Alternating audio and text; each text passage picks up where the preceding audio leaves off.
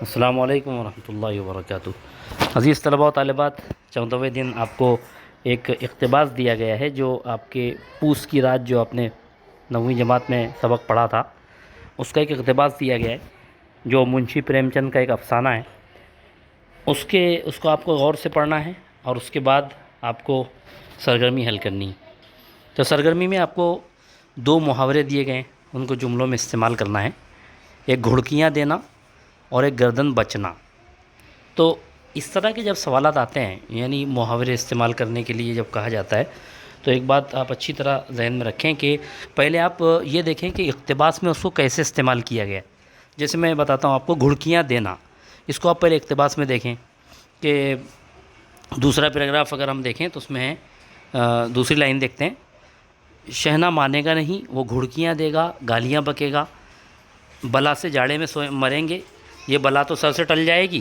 تو یہ ایک جملہ ہے جس سے ہم کو سمجھ میں آتا ہے کہ گھڑکیاں دے گا کو کس طرح استعمال کیا گیا۔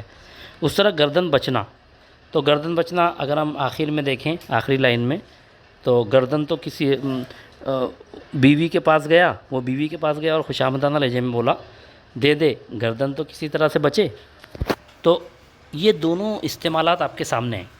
اب آپ کو اپنے اعتبار سے اپنے الفاظ میں اس کو استعمال کرنا ہے۔ تو گھڑکیاں دینا کا مطلب ہوتا ہے دھمکی دینا، ڈرانا، اور گردن بچنا جان چھوٹنا۔ اب اس کو آپ جملوں میں استعمال کیجئے۔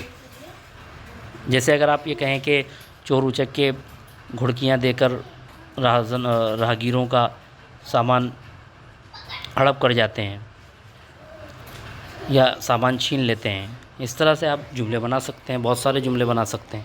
ایک مثال دی میں نے آپ کو۔ اس کے بعد جو ہے آپ کو جملوں کی وضاحت کرنا ہے سرگرمی نمبر 2 میں۔ تو جملوں کی وضاحت تو آپ پہلے سے کرتے چلے آئے ہیں۔ شہنا آیا ہے، شہنشاہ اصل میں یہاں آ گیا ہے، وہ لفظ شہنا ہے۔ لاؤ جو روپے رکھے ہیں اسے دے دو، کسی طرح گردن تو چھوٹے۔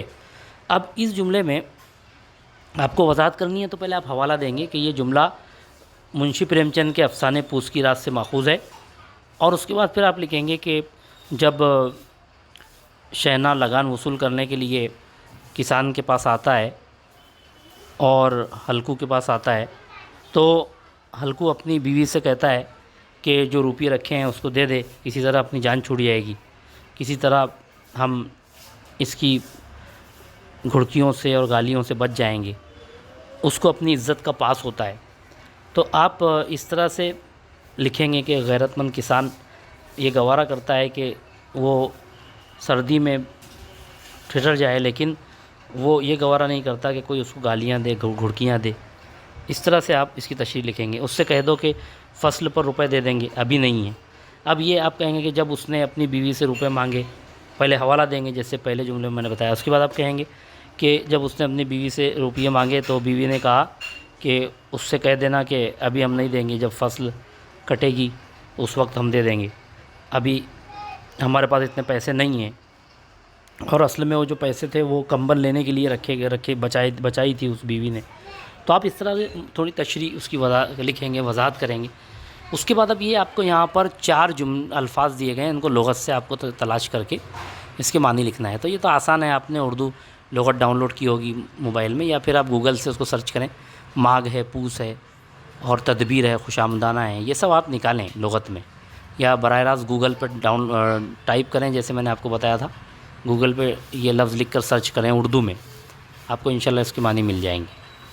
اب یہ آپ سیکھ لیں انشاءاللہ، اس سے آپ کو بہت مدد ملے گی کہ آپ کو جہاں کوئی کسی لفظ کے بارے میں کوئی پریشانی ہوگی، آپ فوراً اس کو ٹائپ کر کے یا لغت میں تلاش کر لیں گے۔ تو اس کی عبادت بنائیے انشاءاللہ۔ اس کے بعد آپ کو آخری جو سرگرمی دی گئی وہ یہ ہے کہ کفن کا مطالعہ کرنا ہے آپ کو۔ پریم چند کا ایک افسانہ ہے کفن، اس کا آپ کو مطالعہ کرنا ہے، اور مطالعہ کرنے کے بعد اپنی رائے دینا ہے۔ تو کفن آج ضرور پڑھیے، بہت دلچسپ اور مزیدار افسانہ ہے۔ آپ انٹرنیٹ سے اس کو ڈاؤن لوڈ کریں اور اس کے بعد اس پر اپنی رائے دیں کہ آپ کو یہ افسانہ کیسا لگا۔ تو آپ کہیں گے کہ مجھے اچھا لگا اور فلاں کردار بہت زیادہ پسند آیا، اور کیوں اچھا لگا وہ وجہ لکھیں گے، یہ سب آپ لکھیں گے اس میں۔ اور آپ ایسا بھی کر سکتے ہیں کہ کفن کا مختصر خلاصہ بھی آپ نیٹ سے دیکھ سکتے ہیں، وہ بھی دیکھ لیں، لیکن آپ اس کو اگر مکمل پڑھیں تو بہت آپ کو لطف آئے گا۔ آپ پڑھیں اس لیے کہ یہ افسانوں سے اور اس طرح کے جو ادبی چیزیں ہوتی ہیں اس سے آپ کی زبان پر آپ کو قدرت حاصل ہوتی ہے۔ تو آپ ضرور اس کا مطالعہ کریں. امید ہے آپ کو یہ سرگرمی سمجھ میں آئی ہوگی. اب 15ویں دن آپ کو ٹیسٹ دینا ہوگا. تو اسکول سے آپ کو ٹیچر جو شیٹ بھیجیں گے آپ کو اس کو مکمل حل کرنا ہے. یہ پہلا حصہ ہمارا یہاں مکمل ہوگا. اس طرح برج کورس کے 3 حصے ہیں. 14 دن کے بعد 15ویں دن ٹیسٹ رہے گا. تو اسی طرح 29ویں دن کے بعد 30ویں دن ٹیسٹ اور 44 دن کے بعد 45ویں دن ٹیسٹ. اس طرح 3 ٹیسٹ ہوں گے.